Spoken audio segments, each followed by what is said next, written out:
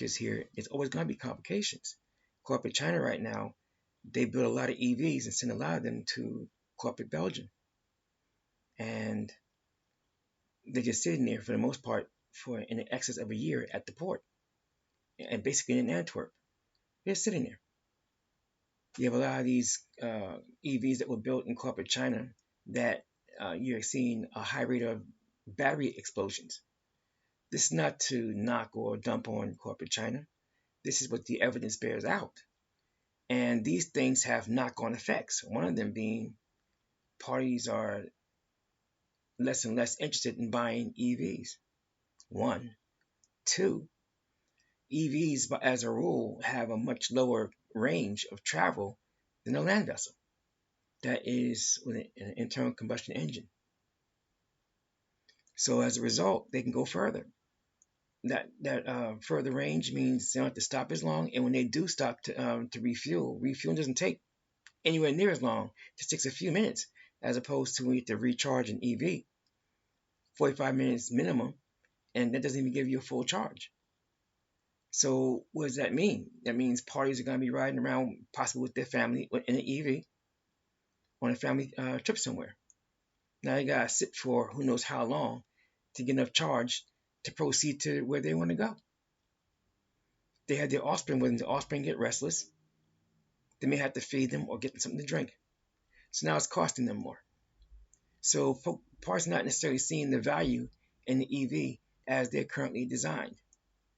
The way we have things in place with our axial flux motor system and fuel cell systems is a way different scenario. I won't cover the fuel cell at this particular juncture, and I will only dab into a little bit on the axial flux motor.